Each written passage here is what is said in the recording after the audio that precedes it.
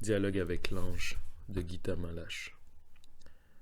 Vendredi 16 juillet 1943. Entretien 4 avec Gita. C'est vendredi. Ma vie a complètement changé. J'ai vu apparaître des possibilités dont je n'avais pas même rêvé, et je mesure tout ce nouveau qui m'est donné. Joyeusement, je me prépare à l'entretien d'aujourd'hui.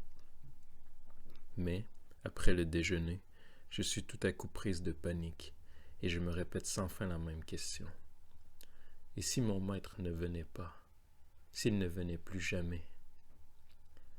J'essaie désespérément de me débarrasser de cette pensée, mais elle revient toujours, de plus en plus forte, tant j'ai peur de retomber dans le vide que j'ai connu jusqu'à ces entretiens.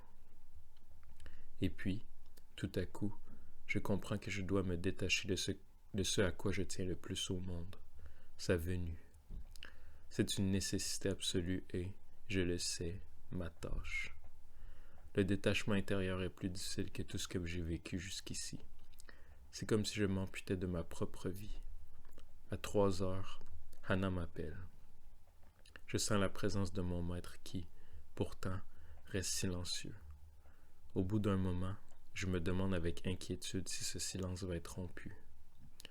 Du fond du cœur, je lâche prise, et je me dis en moi-même que ta volonté soit faite. À ce moment-là, je vois, mes yeux sont ouverts, un feu brûlant devant moi, dont la fumée s'élève tout droit vers le ciel. Et puis j'entends ces mots. Le moment est venu. Maintenant, tu peux demander. Gita, quel est mon chemin? Fais bien attention. D'un côté, l'amour. De l'autre, la lumière. Tu es tendu entre les deux. C'est ton chemin. Il y a 100 morts entre les deux. L'amour est porteur de la lumière. L'amour n'est rien sans la lumière. La lumière n'est rien sans l'amour. Le comprends-tu?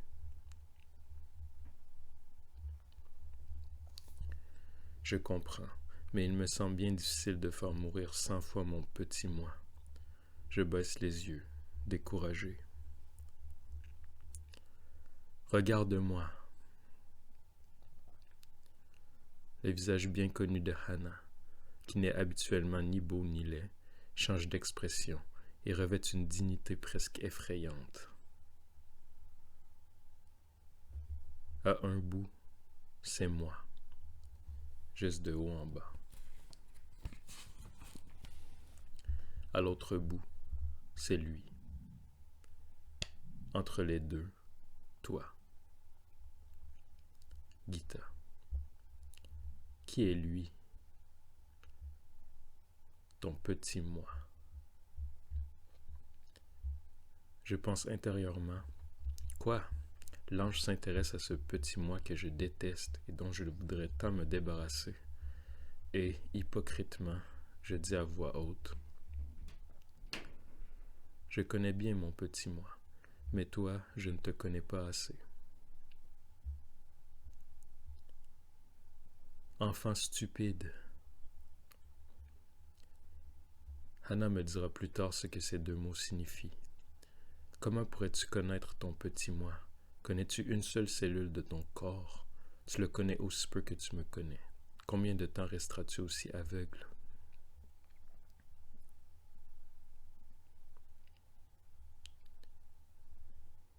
Moi et lui, nous sommes unis dans la tâche. Ne sépare pas ce qui est un. Devant lui, en majuscule, rien n'est petit. Ne juge pas. Gita, enseigne-moi, parce que je ne sais rien. Ne t'ai-je pas enseigné? Faussement modeste, je réponds. Mais oui, je sais que je pose des questions stupides. Hannah perçoit la pensée de mon maître. Quel jeu puéril, mais elle se sent seulement autorisée à répondre. Que tu es sotte. Demande. Moi aussi, je sais que j'ai été percée à jour, et boudeuse, je proteste. J'ai beaucoup de questions, mais tu sais d'avance ce que je veux demander.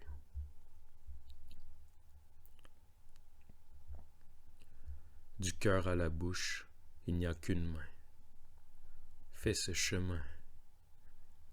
Voudrais-tu savoir beaucoup? Gita. Seulement ce qui est nécessaire pour ma tâche.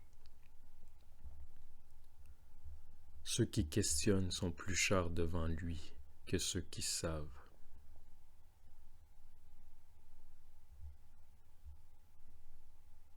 Gita. Que signifie le rêve que j'ai fait cette nuit? J'ai vu en rêve un être plein d'harmonie, de puissance et de tranquille certitude. Cette image avait des couleurs d'une intense luminosité. L'homme nouveau formé à ton image. Gita.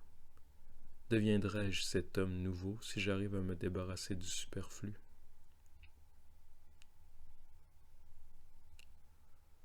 Tu es celui qui forme, non celui qui est formé. Gita. Que dois-je faire pour devenir celui qui forme? En cet instant, l'apparence corporelle de Hana s'efface. Elle devient un instrument conscient de le servir entièrement. Ses gestes sont maintenant simples, pleins de signification et de dignité. Son bras ne paraît plus le même. Il rayonne de force concentrée et me rappelle les sculptures de Michel-Ange. Puis un geste abru, comme l'éclair. Brûle! Je suis saisi, secoué, émerveillé. Mais toutes ces sensations disparaissent quand je vois Hana. Après le mot « brûle », elle est complètement épuisée. Elle grelotte, saisie par un froid glacial, et peut à peine me dire « apporte de l'alcool pur ». Aujourd'hui, par hasard, j'en ai acheté. Je lui en donne quelques gouttes sur un sucre et je la couvre de couverture chaude. Lorsqu'elle commence à se réchauffer, elle reprend ses forces et me raconte. Il m'a fallu rassembler toutes mes énergies afin qu'il puisse semer en toi un grain de force brûlante. Mais il était indispensable que tu ne sois plus si attaché à sa venue. Il fallait savoir y renoncer, sinon il ne serait pas venu.